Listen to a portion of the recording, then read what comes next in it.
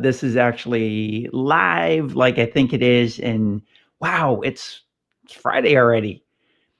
So I want you to think about this. We're going to spend 10 minutes today talking about a really important thing called the power of the pause.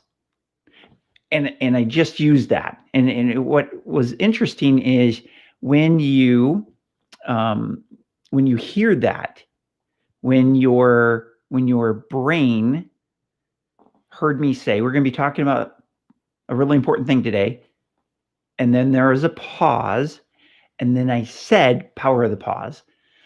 What happened was your brain got triggered. I reached inside your head and I flipped a little switch that told your brain, oh, time to pay attention. Not time to squirrel, but time to pay attention. That's what we're going to be talking about today. So we're going to spend about 10 minutes on this, and that's it. So stick with me, short amount of time. All right. Now, as we cover today at 10 at 10, the power of the pause, I want to be really clear.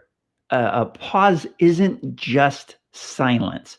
It's not a moment of emptiness. You want to use a pause correctly, because when you do, you can create connection with the person that you're talking with. So here's a great movie tip. There's a rom-com, a romantic comedy called The Wedding Date with Deborah Messing and Dermot Mulroney was the male actor in it.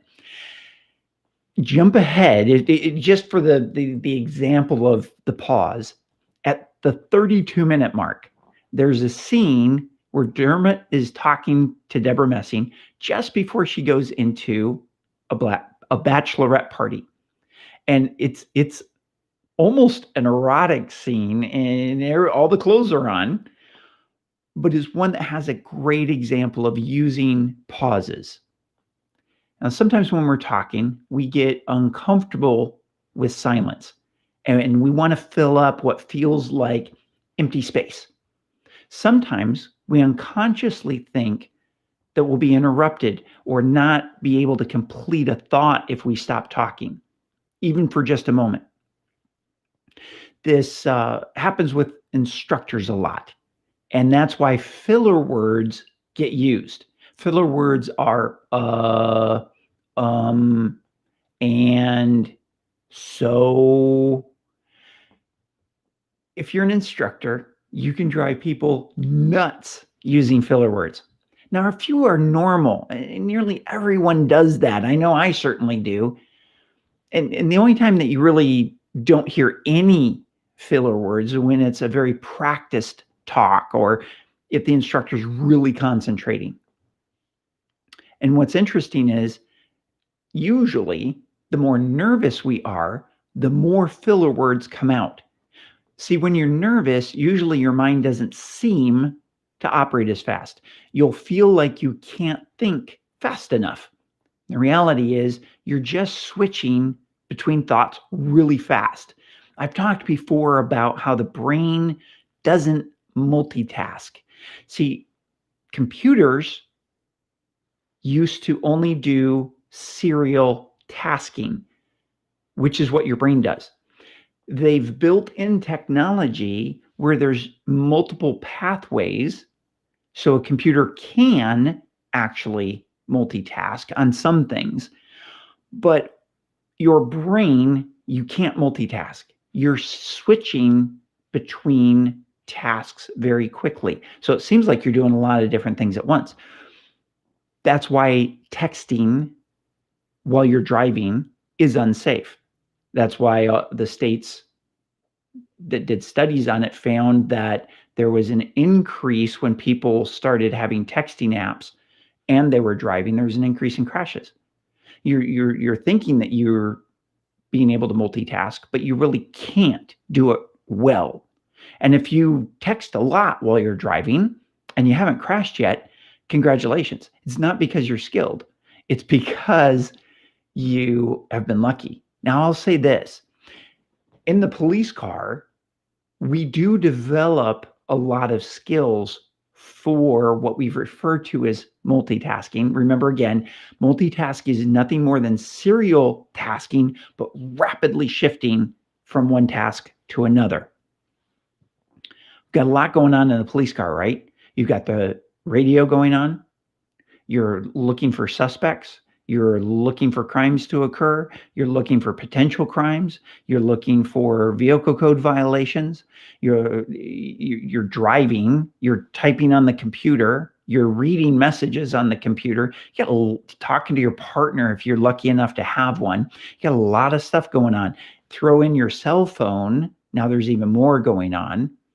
And if, like a lot of traffic division officers on San Diego PD, I was scanning every patrol division, as well as fire, as well as being on the primary frequency for the division I was in. So I'm scanning all citywide frequencies and fire department and picking out information and driving and not crashing.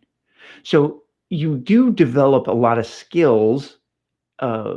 Mothers are really good at, again, we'll call it multitasking just because that's the term, but in serial task switching. It's ultimately what's happening. So when you're under stress, especially as an instructor, and you think, Mom, I can't get these thoughts to come out of my mouth, and so there's delays, and so you use filler words.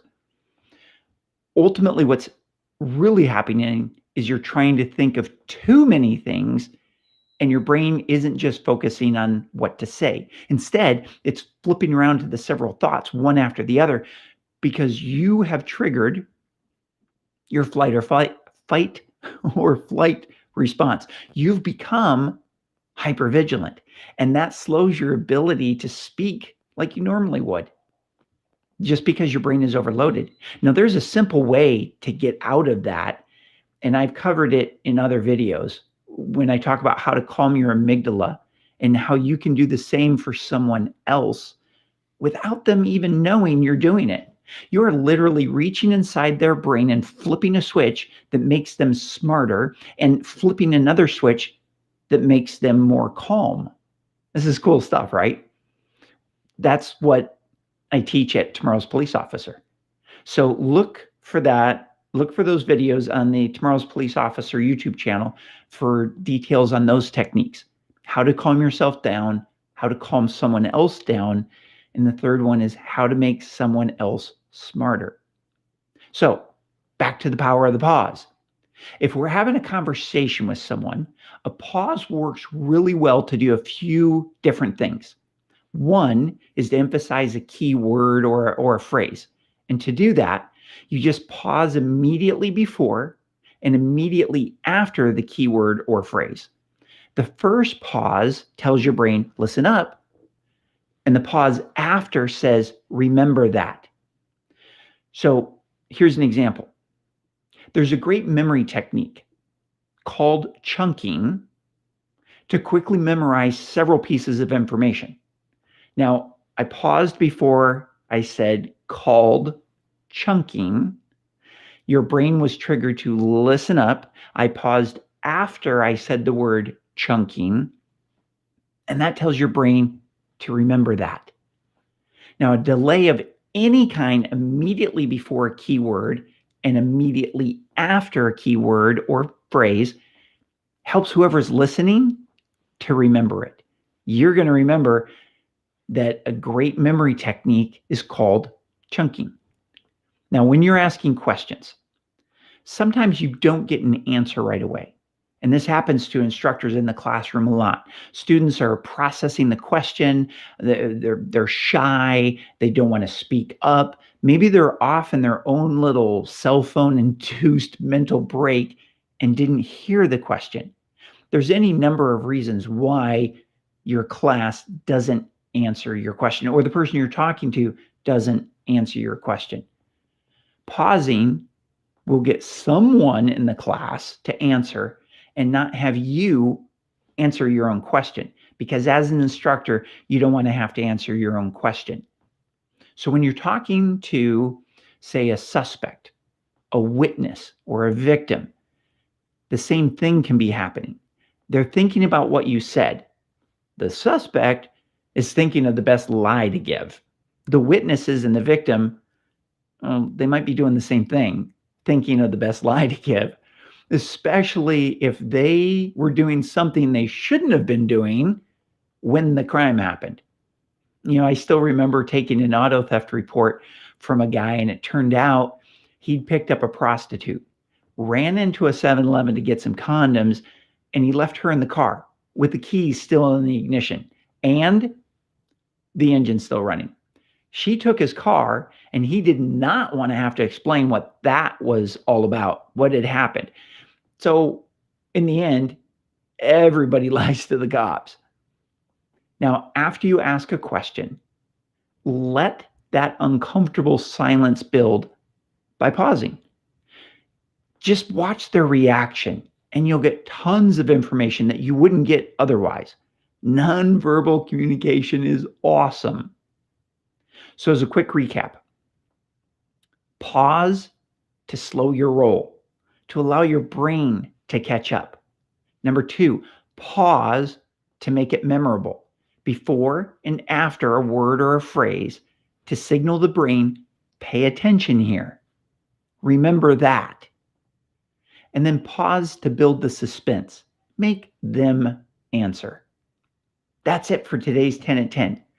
Tomorrow, please join me. I'm going to be talking about the top secret ways to get people to talk to you with one phrase. And that phrase is, well, tune in tomorrow and you'll find out. That's it for now. Please be safe. And if you're on the YouTube channel, click on that like button. Click on the subscribe button. And right after you click on that subscribe button, there's a little bell that shows up. Click on that, and you'll get notified every time I drop a new video in. If you're on Facebook, please like this and share it with your peeps, because that's awesome. And if you put some comments in, let me know when pausing has worked for you and using these questioning techniques about letting that uncomfortable silence build, things like that. I'd love to hear what you have to say about it, and love to hear your techniques as well. And you're helping a bunch of other people out at the same time when you leave a comment. Until tomorrow, stay safe. Thanks for being here.